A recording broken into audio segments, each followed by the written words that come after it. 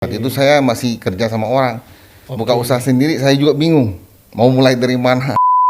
Ketika terjerumus dalam usaha, nggak ingat lagi kebaikan Tuhan, nggak ingat lagi bagaimana pertolongan Tuhan, Iya, iya. nggak ingat lagi gimana perjuangan saya untuk dapetin istri gitu.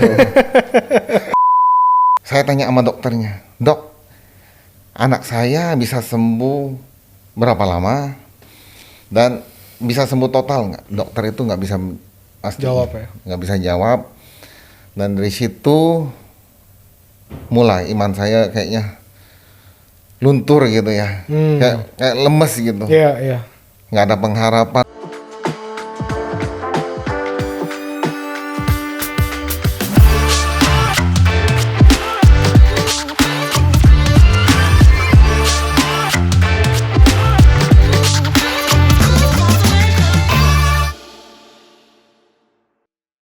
Halo para pemirsa setia Today's Message Podcast, kembali lagi bersama dengan saya, Jose Claudio.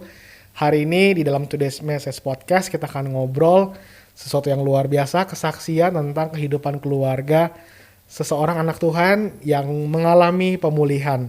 Dan langsung aja di studio hari ini sudah ada Bapak Irwanto atau yang biasa dipanggil dengan Pak Acan. Wow, halo Ko Acan, apa kabar? Halo Yos, puji Tuhan baik ya. Baik ya. Iya, luar biasa. Oke. Nah, di dalam podcast kita kali ini kok kita mau ngobrol tentang family ya secara khususnya gitu kan.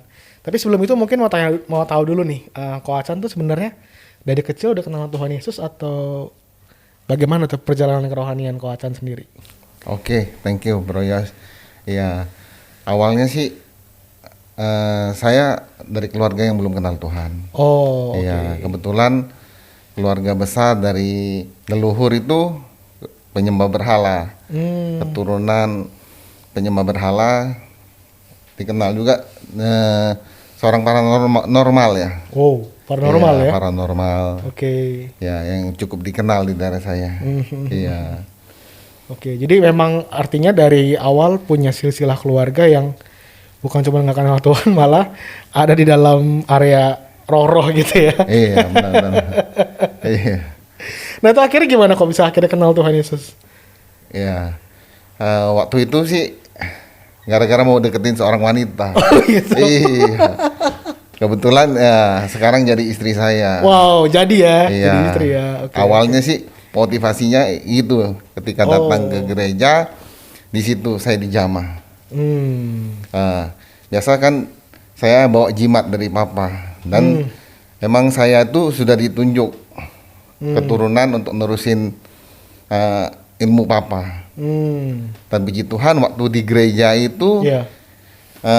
pendeta itu tahu saya bawa jimat dan di situ didoain pelepasan. Wow. Dari situ saya ngalamin Tuhan, ngalami sukacita belum pernah yang saya rasakan.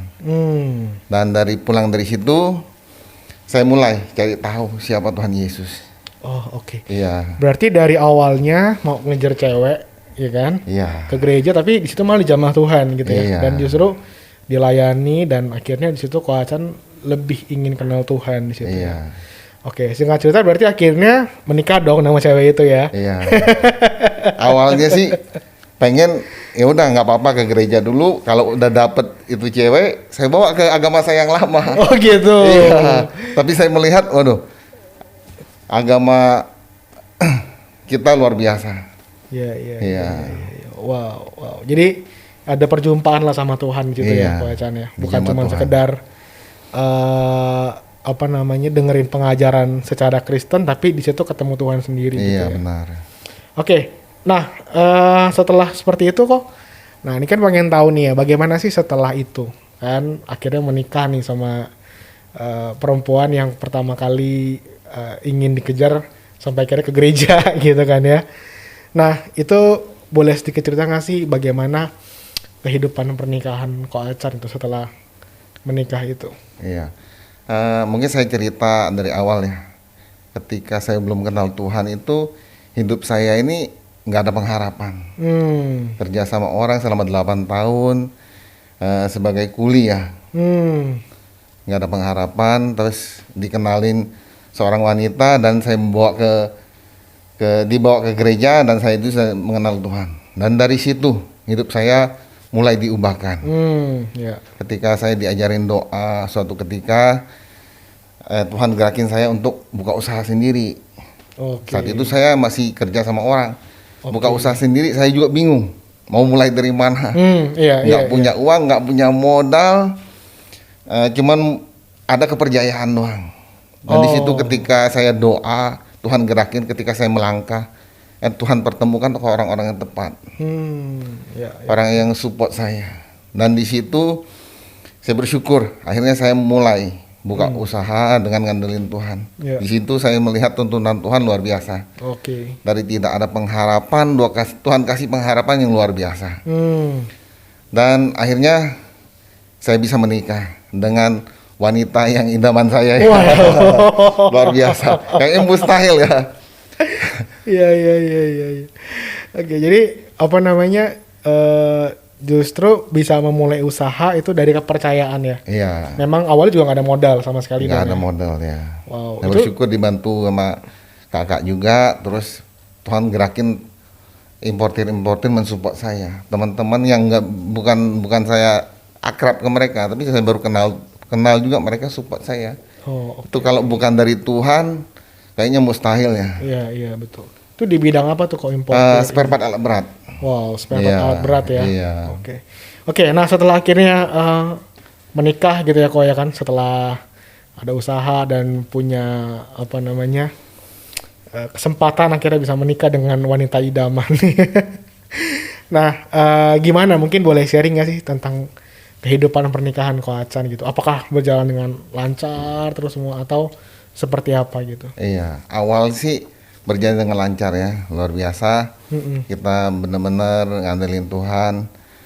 Ya, berjalannya waktu, saya juga mulai diberkati Tuhan ya. Bisa dulu kontrak toko sebulan, bayarnya tiap bulan ya, nggak ada uang buat sewa, tapi bisa bayar per tahun, bisa ngontrak rumah. Dulunya tinggal di kos.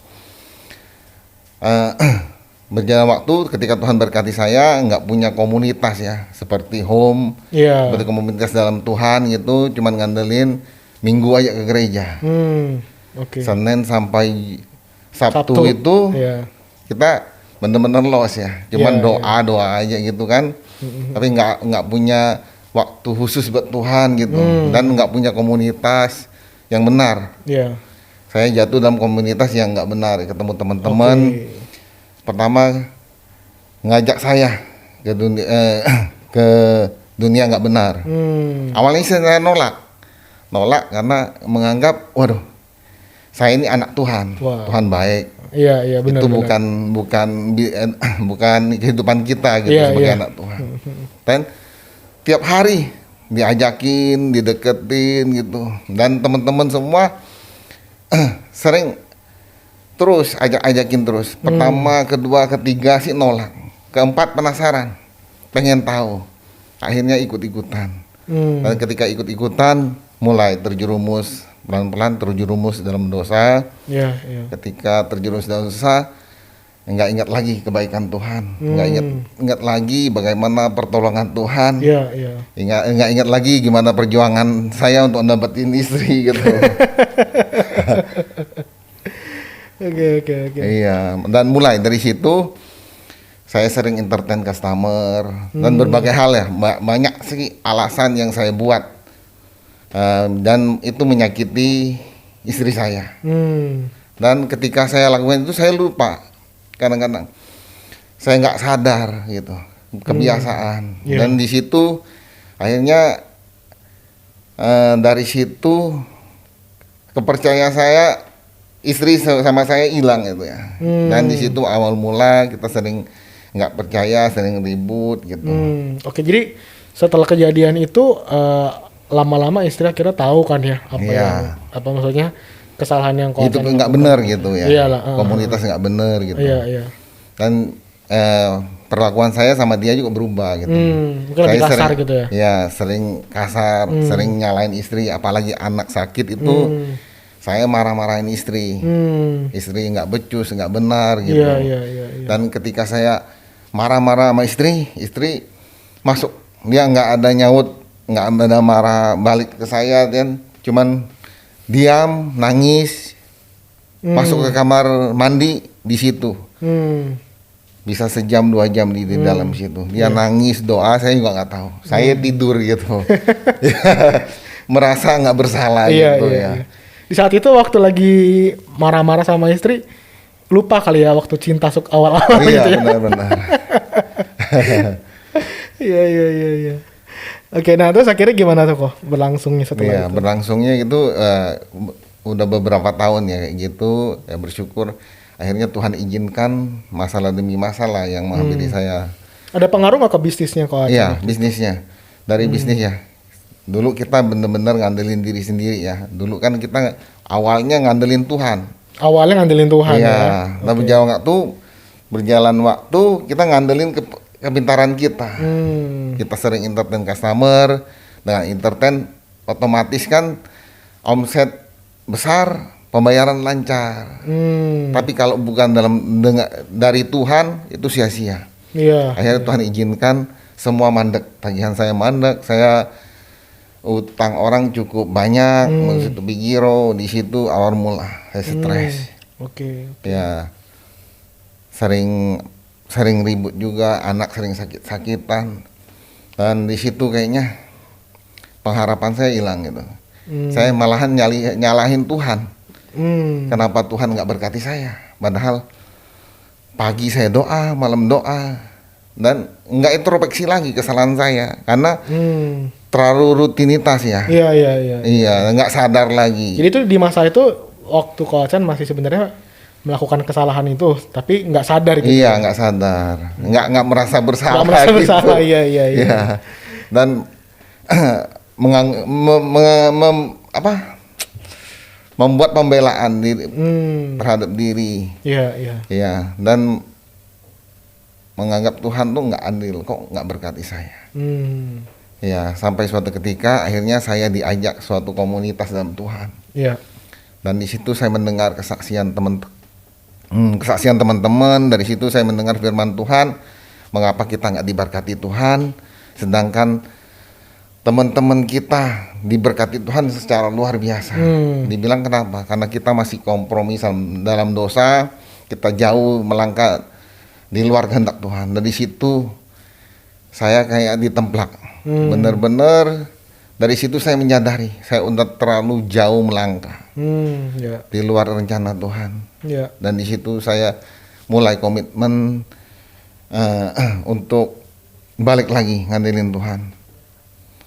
Dan di situ pulang dari situ saya minta ampun pada istri. Awalnya istrinya tanggapannya biasa aja. Mungkin udah kebiasaan ya. Udah basi lah gitu ya. Udah hilang kepercayaan. Iya. Tapi ketika saya ajak dia mesbah doa, saya pegang tangan dia, ajak mesbah doa, di situ ada pemulihan. Dan dari situ mulai awal pemulihan itu yang luar biasa. Dulunya kalau saya buka usaha, mau pergi ke toko, kita sering ribut, nggak ada customer yang mau belanja. Dan di situ ketika saya putusin untuk bertobat, ngandelin Tuhan, dan di situ saya berdamai dengan Tuhan, berdamai sama istri sampai sekarang. Kalau saya mau kemana-mana, saya minta istri doain saya, peluk cium baru jalan. Dan di situ ketika saya lakukan itu, luar biasa. Berarti ada berkat ya, waktu kita tuh punya damai atau rukun dengan pasangan kita. Iya benar. Ya, di situ awal mula pintu berkat itu terbuka ketika kita benar-benar hidup dalam Tuhan dan berdamai sama istri, berdamai sama Tuhan. Di situ kita melihat campur tangan Tuhan luar biasa. Dan di situ saya melihat dulu barang spare part saya nggak laku. Udah hampir saya kiloin ya mungkin ya. Tapi puji Tuhan ketika saya berjalan dalam Tuhan, itu bisa kejual dengan harga tinggi lagi ya. Wah, di situ akhirnya pelan-pelan Tuhan mulai pulihkan usaha saya. Iya. Oke, berarti di situ memang kita untuk bisa mengalami berkat Tuhan, kita harus mau bertobat ya, merendahkan diri ya. Memang kan saya yakin lah, bagi kita sebagai cowok kan nggak gampang ya kalau mengakui kesalahan di depan istri gitu ya. Kayaknya gengsi gitu ya. Tapi ya memang harus demikian gitu kalau kita emang mau mengalami pemulihan ya. Gitu ya. Iya. saya bersyukur sih punya teman-teman yang dalam Tuhan yang terus menjaga iman saya. Ketika saya udah mulai melenceng, mereka tegur saya. Bersyukur juga punya hamba-hamba Tuhan yang terus mentorin saya juga. Jadi terus berpengharapan lagi ya. Dan terus menjaga iman saya untuk tidak melangkah di luar Tuhan lagi gitu.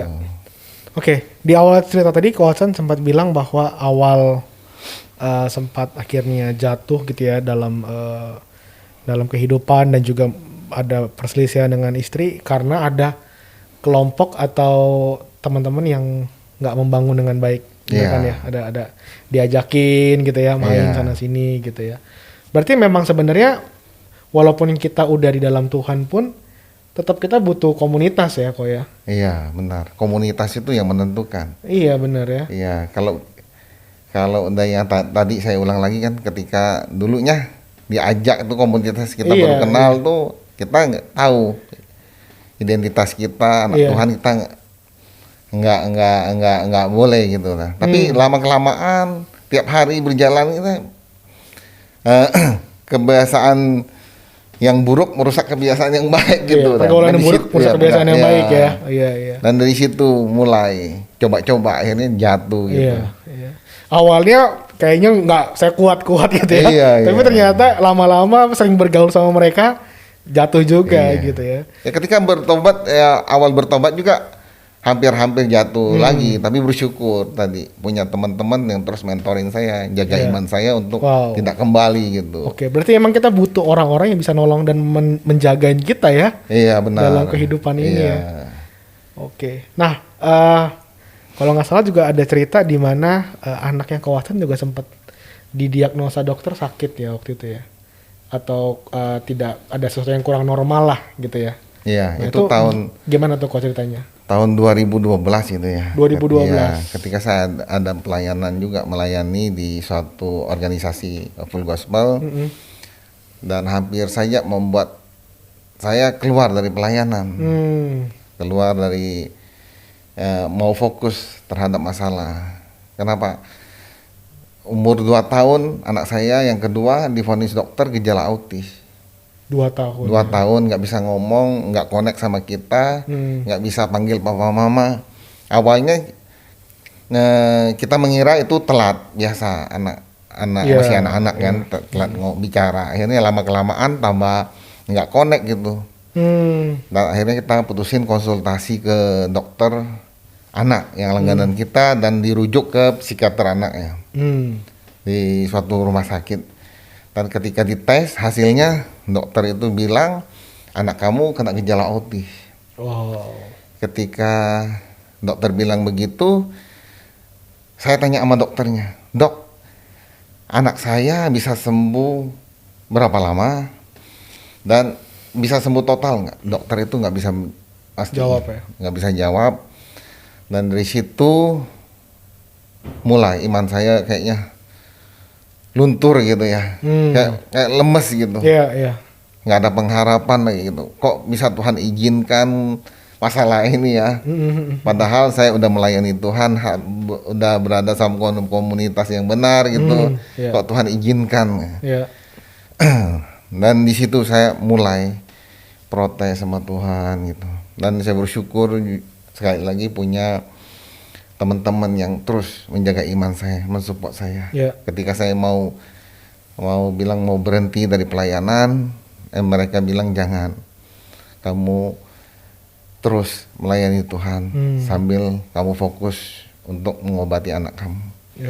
Dan akhirnya saya ketemu seorang hamba Tuhan, dia berkata, kamu harus percaya Tuhan, berserah pada Tuhan, kamu doain, tombangin tangan. Pasti mukjizat terjadi. Dan itu saya aminin. Pertama 2-3 bulan pertama saya ngandalin dokter itu, terapi semua situ nggak ada perkembangan, nggak ada kemajuan terhadap saya. Tapi ketika saya ngaminin hamba Tuhan itu, akhirnya saya dari Sunter ke Pik itu buat berobat itu terlalu jauh ya. Akhirnya benar-benar saya doa ngandelin Tuhan. Saya bilang istri, ayo kita cari terapi yang di Sunter, akhirnya ketemu di Prokit ya. Dan di situ benar-benar kita ngandelin Tuhan. Saya terus pelayanan tiap malam, pulang dari pelayanan ke chapter saya doain anak, sebelum tidur doain anak. Perkataan firman Tuhan doain. Istri seminggu tuh 2-3 kali nganter ke terapi. Itu kita lakukan selama hampir setahun ya. Tapi puji Tuhan selama hampir setahun itu anak saya sembuh total.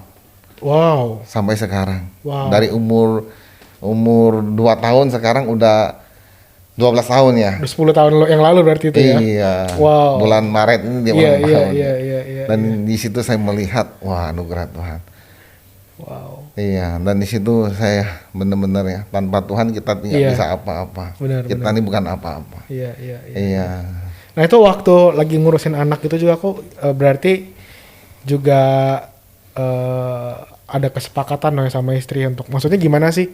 Pasti kan pertama kali kalau dengar anak autis gitu ya, itu apa yang ada dalam hati Ko Acan dengan istri gitu, dan bagaimana bisa mau bareng-bareng nih yuk kita urusin. Biasa kan orang suami istri bisa jadi masalah tuh ya, bisa jadi yang lain atau gimana gitu. Nah kalau kita Ko Acan gimana sih?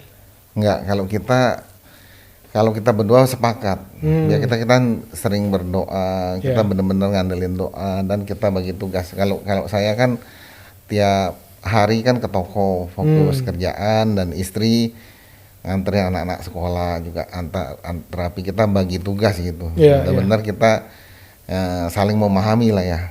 Ya nggak gampang sih kalau kita bicara sekarang sih enak, tapi ketika ngejalanin itu bener. Waduh luar biasa. Ada kayaknya belum ngelihat hasil itu kayaknya waduh patah semangat, tapi puji Tuhan ya. Ketika kita sering berdoa ngandelin Tuhan, di situ kayaknya Tuhan beri hikmat, Tuhan beri tuntunan ya. Dan di situ kita melihat wow, ketika mukjizat terjadi kita baru tahu wah Tuhan kayaknya mau nuntun kita lebih baik gitu.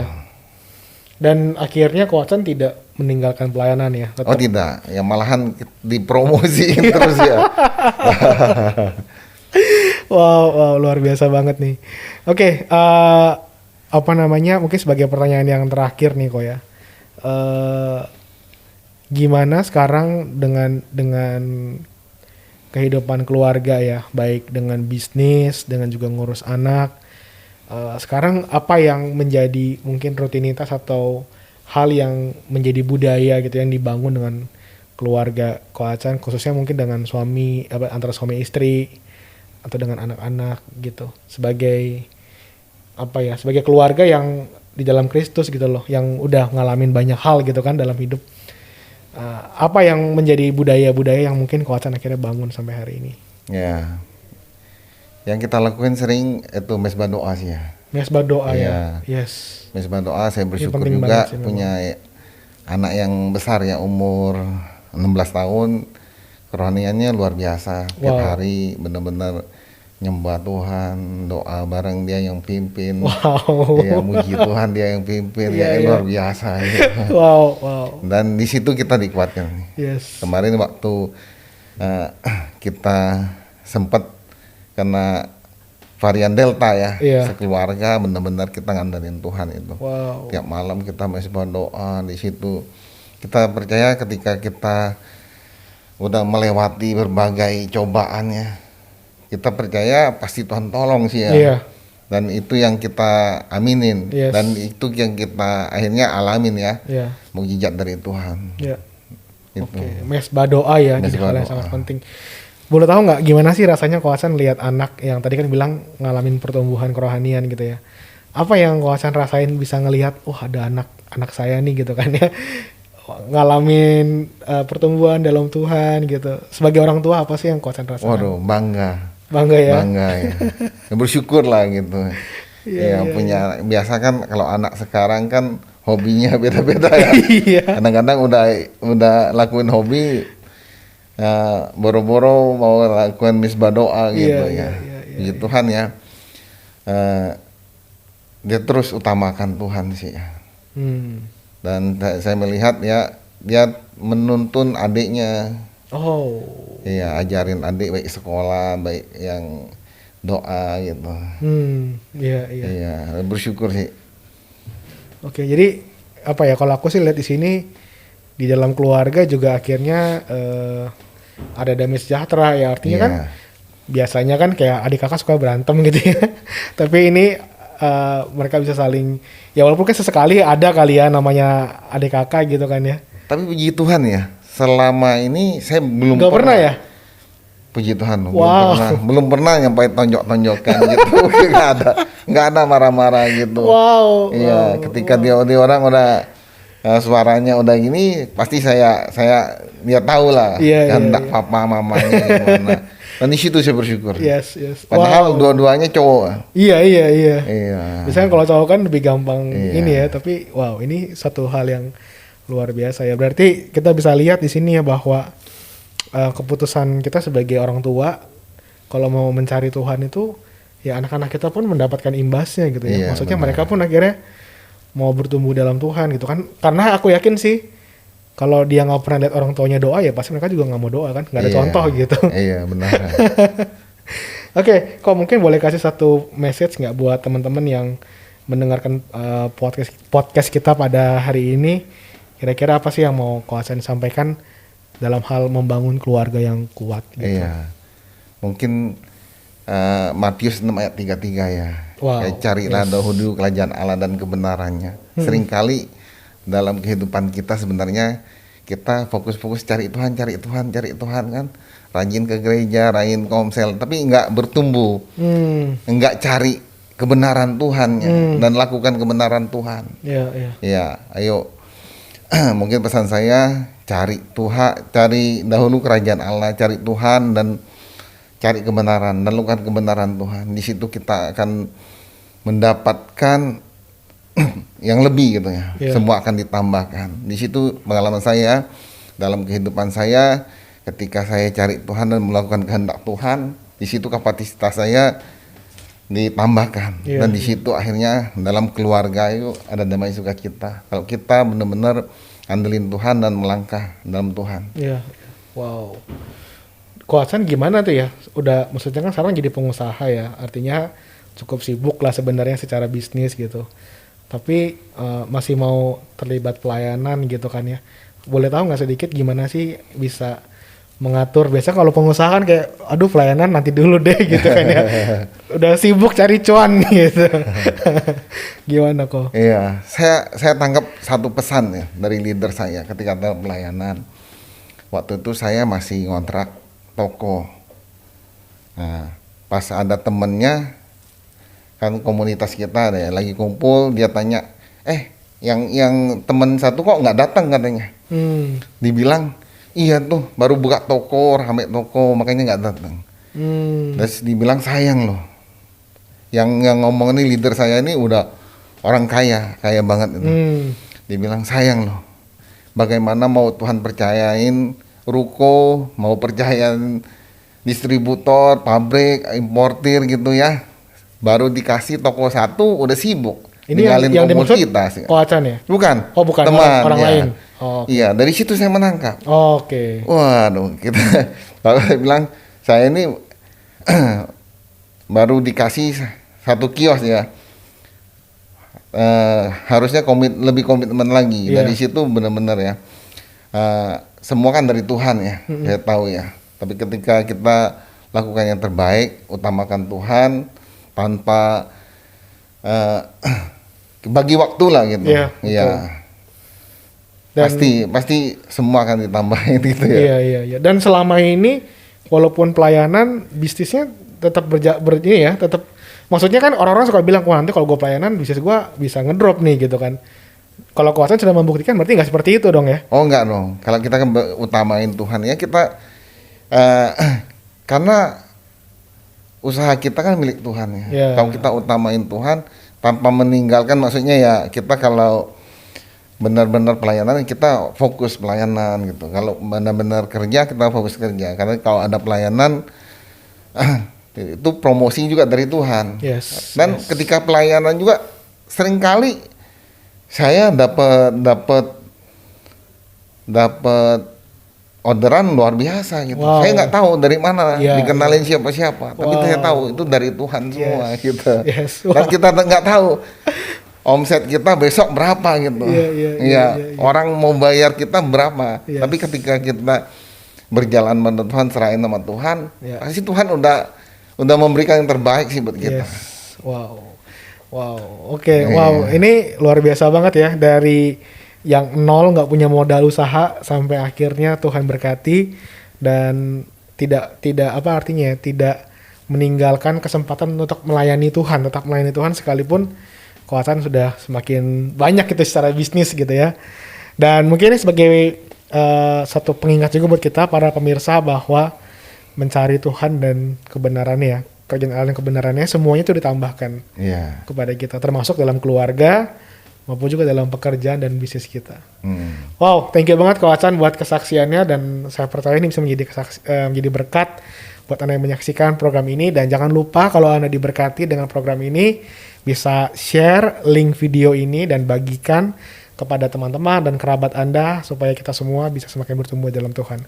Oke, sekali lagi thank you Ko Acan buat kesaksiannya. Ya, thank you, Tuhan Yesus sama-sama. memberkati dan sampai ketemu di lain kesempatan.